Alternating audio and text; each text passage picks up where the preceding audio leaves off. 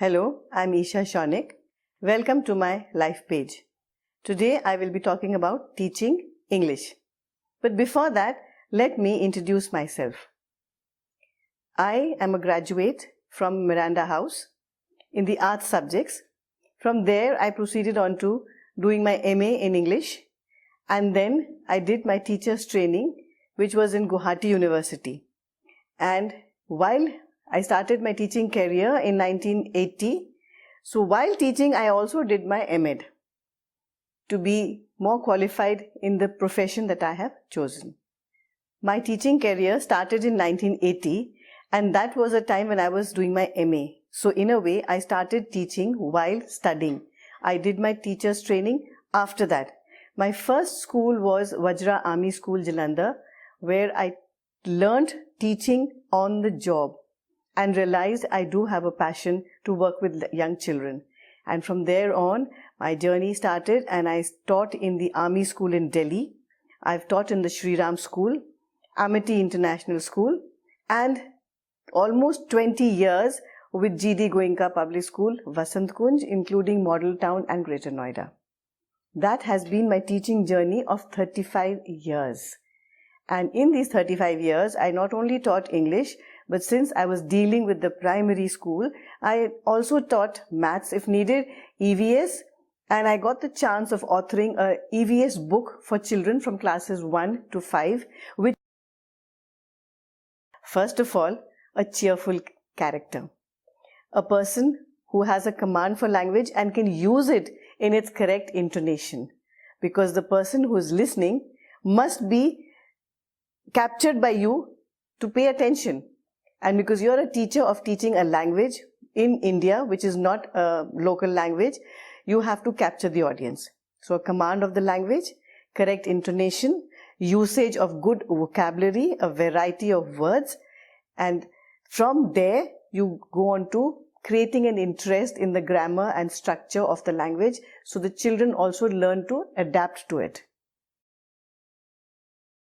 First of all, you have to have the English language as your qualifying subject in your school and your graduation. After that, you have to have an interest in reading the correct literature so that you have a good command of the language. Now, the command of the language includes good vocabulary used at appropriate places. I think the first thing which you need to have is communication. If you cannot communicate what you are thinking in a manner that the person listening is able to understand your actual meaning, then you are lost. So communication and body language in a confident way and clarity in thinking is a very important skill. Life is never monotonous. Each child every day will have a new story to tell. So the teacher, she plans everything, and last minute the planning has to be tweaked a little. So it's very interesting. We are, of course, a respected profession called noble, but when you put that into monetary value, the value is not recognized. We are called the foundation builders, but do we get the respect and money for a foundation builder? No. That is one of the biggest challenges, and now the country has recognized, and the pay scales are definitely becoming better, but still have not reached the true level as they should. She has to wake up very early, probably before all the other members of the household. Organize herself, organize her children. Everybody sets off for work, for school, whatever. And the moment you step into your school bus, you are on duty. Because all those little chattering faces will be there asking questions or looking for some support. Moment you reach school, you have to take your school class attendance, and then you start off with the day's proceedings. Probably with the assembly, either a class assembly or a whole school assembly, and then starts your timetable. And you go on working till the much looked forward to break by a teacher, where she gets her first cup of tea in the morning. And then the rest of the day follows, where you have your fixed teaching periods, but in between you have your free periods, which are utilized nowadays for all the paperwork that a teacher has to do. You have to plan your lessons with yourself, with your co-teachers, in the horizontal planning structure that you have. Add to that today your IT support. You have to plan your presentations to put on your smart boards, for which you have to research, for which you have to ask some of your friends, listen, I'll do this bit, can you put the quiz there in it?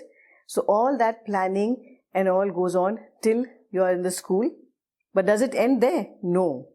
When you have your dispersal duties, you make sure every child is safely dispersed in his bus or non-bus route. You reach home, you have your correction to do, you have your housework to look after, you finish with all that, and then lo and behold comes after dinner time.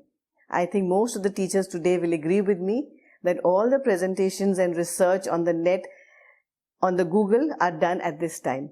And the beautiful PPTs which are put up, other than what you get with your smart boards service provider, are done at this time. And thank God for Google Drive. A lot of us can work parallel at that time because we are all on the Google Drive. We all know we are all on the Google Drive at that time. And that's a good team spirit which works midnight while the rest of the world sleeps. I hope I have been able to give you a balanced view on being a teacher of English as well as a teacher. All the best, dear youngsters who are aiming to join this noble profession. It is a beautiful line. Thank you.